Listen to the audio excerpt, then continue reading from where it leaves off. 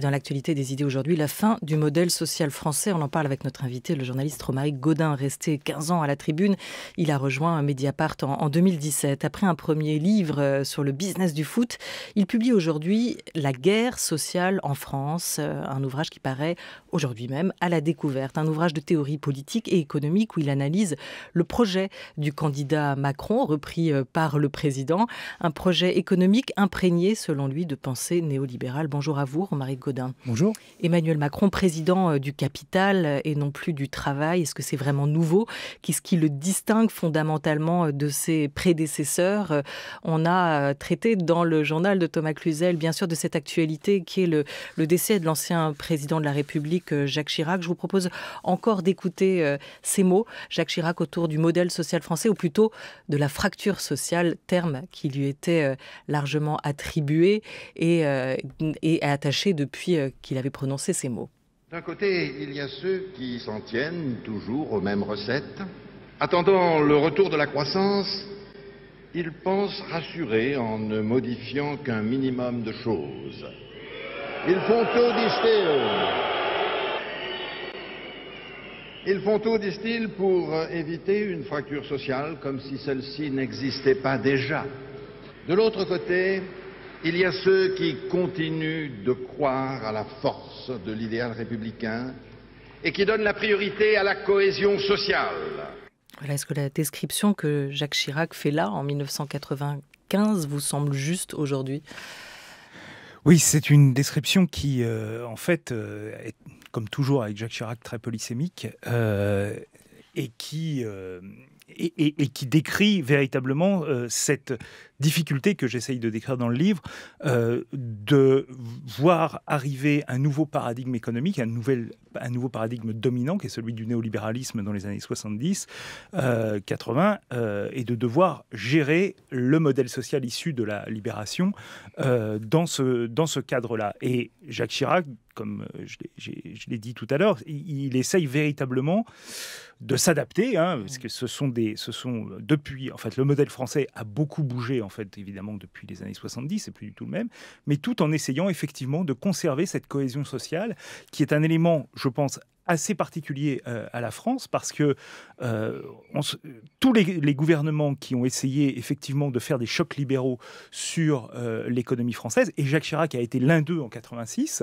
après avoir été très keynésien en 74, il a été très néolibéral en 86, et effectivement il y a eu une réaction très vive du corps social français, et il y a eu à la fin la défaite de 1988 pour lui.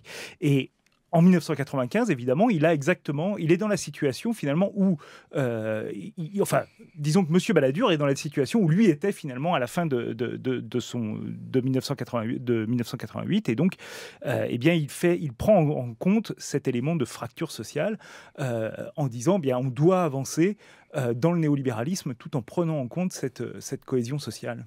Ce consensus que vous décrivez dans votre ouvrage, La guerre sociale en France, ce consensus néo-keynésien et néoclassique qui va se faire dans les années 80 sur les bienfaits de la concurrence et prôner la libre circulation du capital, au cœur donc de cette définition du néolibéralisme, ne va pas tout de suite passer directement par la France. Les prédécesseurs d'Emmanuel Macron ont réussi, dites-vous, à préserver un certain modèle social français qui est né de la reconstruction, né après-guerre. Comment vous définiriez cet équilibre économique et social que la France a su préserver pendant plus d'un demi-siècle ? Alors d'abord, c'est une préservation, si on veut. Disons que c'est plutôt, encore une fois, une adaptation. C'est-à-dire qu'on a essayé véritablement de préserver ce qu'on pouvait d'une certaine façon. Le modèle social, que ce soit bien clair, c'est pas du tout celui de 1945 qui est en fait maintenu. Il est modifié sous l'effet, évidemment, de la concurrence internationale, du changement des idées, etc.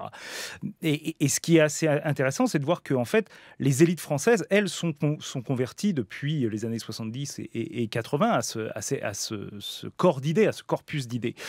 Simplement, les politiques, eux, effectivement, se rendent compte que si l'on va trop loin, si on fait un choc libéral, comme il y en a eu au Royaume-Uni dans les années 80 ou en Allemagne dans les années 2000, eh bien, on se rend compte qu'il y a véritablement des réactions qui sont... Il y a un danger véritablement sur la société française que, en tout cas, ces politiques n'étaient pas prêts à assumer. Et donc, il y a eu effectivement le développement de réformes néolibérales, et on en a cité plusieurs, et les réformes évidemment des retraites, la première date de 1993, et il y en a eu une en 2003, il y en a eu encore une en 2010, et puis en parallèle, le maintien notamment du niveau de vie des retraités. Si on prend le cas des retraites, c'est un élément important, puisque même si on a repoussé l'âge de la retraite, même si on a durci les conditions, même si effectivement on a pris en compte un certain nombre d'éléments, eh bien, en parallèle, la France a été un des pays qui a le mieux préservé son niveau de vie des retraites et qui a le mieux protégé ses retraités de la pauvreté. Il y a eu quand même des tentatives, même bien avant les années 80. On peut écouter les mots, si vous le voulez bien, d'un économiste dit libéral. Il se définit lui-même comme tel, et déjà à l'époque. C'est Jacques Rueff, avec son plan d'assainissement financier. Il va accompagner l'ouverture à la concurrence de la France sous De Gaulle en 1958.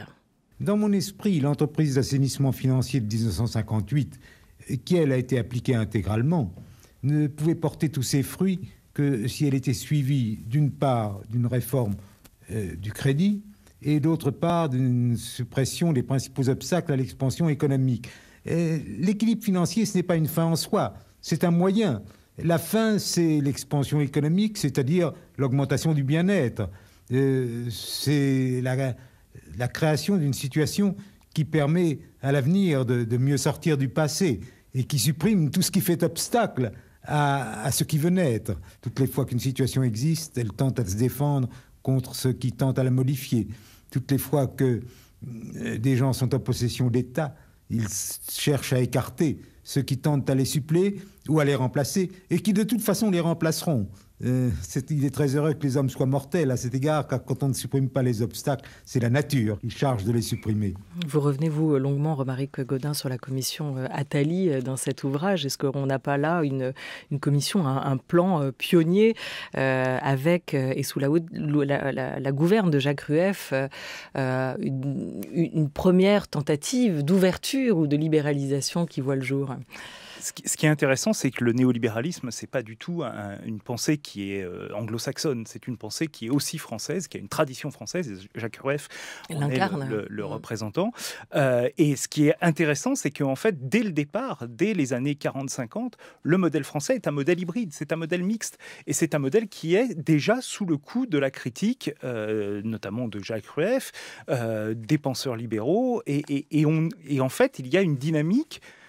C'est pour ça que je disais, préserver le modèle français, c'est une idée qui est juste, mais en même temps, c'est une dynamique. C'est-à-dire que sous les quinquennats de Charles de Gaulle, il y a eu une volonté constante de libéralisation de l'économie, mais évidemment, on était dans un autre modèle économique dominant, et effectivement, c'était un modèle qui était mixte, mais je dirais avec une dominante keynésienne, pour le coup. Et effectivement, on a inversé un peu la tendance, mais on a conservé cette idée de mixité ensuite dans les années 70, 80, 90. Et c'est vrai que la commission Attali marque vraiment, par son premier mot qui est le temps est venu, marque vraiment disons la fin de la patience des élites néolibérales en France vis-à-vis de cette mixité. C'est cette mixité qu'il faut abolir. Il faut, comme le disait Jacques Rueff, mais Jacques Rueff a inspiré Charles de Gaulle, mais Charles de Gaulle n'a pris qu'une partie des idées de Jacques Rueff dans son exercice du pouvoir. Et d'ailleurs, le fameux rapport Armand-Rueff qui a été remis en 59 va être la référence va renaître dans les années 70 et va être la référence en fait des néolibéraux français dans toutes les années 70 et 80. Voilà, vous employez l'image, la métaphore de la dynamique. On voit qu'à un moment, alors quand précisément ce modèle hybride va être considéré par certains comme un frein, comme un poids, et dont il faudrait s'alléger. Ce modèle hybride, quelles attaques aujourd'hui voyez-vous à ce modèle avec l'arrivée d'Emmanuel Macron à la présidence de la République? En quoi irions-nous vers la fin de ce fameux modèle social français? Alors, l'attaque contre le modèle mixte, il a commencé en 2010 en fait, avec Nicolas Sarkozy, mais la la structuration de la politique française faisait qu'effectivement, on ne pouvait pas avoir une attaque, je dirais, massive contre ce modèle, parce que dans l'électorat, que ce soit de l'UMP ou des Républicains et du Parti socialiste, il y avait des gens qui restaient attachés à ce modèle et à l'équilibre social. Avec Emmanuel Macron, la nouveauté, c'est qu'en fait, sa base sociale est une base qui est totalement dévouée à cette idée néolibérale, qui est convaincue qu'effectivement, il faut casser ce modèle français pour pouvoir, comme l'a dit Jacques Rueff, faire naître la dynamique économique, et que le bonheur va venir effectivement de cette libéralisation et de cette marchandisation de la société. Comment on le voit ? Très clairement par les premières réformes qui ont eu lieu tout au long de ce qu'on appelle l'acte 1, ce qui est convenu maintenant d'appeler l'acte 1. C'est évidemment la deuxième réforme du marché du travail qui complète en fait la réforme, la loi El Khomri, et qui n'est pas une réforme factice, c'est une réforme qui modifie complètement le rapport de force au sein des entreprises entre les salariés et les employeurs. Effectivement, la réforme de la SNCF, qui en est une autre. À présent, la réforme, la loi Pacte, qui va effectivement développer encore des privatisations et libéraliser encore l'économie avec la suppression de plusieurs éléments de contrôle, notamment par exemple les commissaires aux comptes pour les petites entreprises. On a véritablement cette idée qu'il faut libéraliser un maximum l'économie, marchandiser l'économie le plus possible. Je pourrais parler également de la réforme du logement social, par exemple, où en fait on a sapé les bases du logement social français pour en fait ouvrir la possibilité d'un financement par le marché. Donc on a tout ça, et effectivement ça continue aujourd'hui avec la réforme de l'assurance maladie, de l'assurance chômage, et de la réforme des retraites. Mais vous dites base sociale, en même temps, base sociale n'est peut-être pas exactement égal à socle électoral, mais si vous regardez ceux qui ont voté pour le candidat Emmanuel Macron, on y retrouve aussi des retraités, on y retrouve des fonctionnaires, on y retrouve des jeunes. On ne peut pas dire que cette base sociale-là soit spécialement encline à laisser s'affaiblir le modèle social français, de la sécurité sociale aux retraites, de l'assurance chômage à l'éducation. C'est quand même un modèle dont beaucoup sont fiers encore aujourd'hui. Il a été élu sur un programme qui était relativement clair, et il a appliqué, et c'est peut-être ce qu'il faut lui reconnaître, en tout cas par rapport à d'autres. Jacques Chirac est décédé, on ne va pas lui faire un procès d'intention, mais c'est vrai que lui, il a appliqué le programme qu'il a présenté. Donc les gens qui ont voté pour Emmanuel Macron, au moins au premier tour, en dehors de ceux, et ils étaient nombreux, qui ont fait des choix tactiques, ça c'est autre chose, mais en tout cas ceux qui ont voté pour Emmanuel Macron au premier tour étaient persuadés effectivement que cette évolution-là devait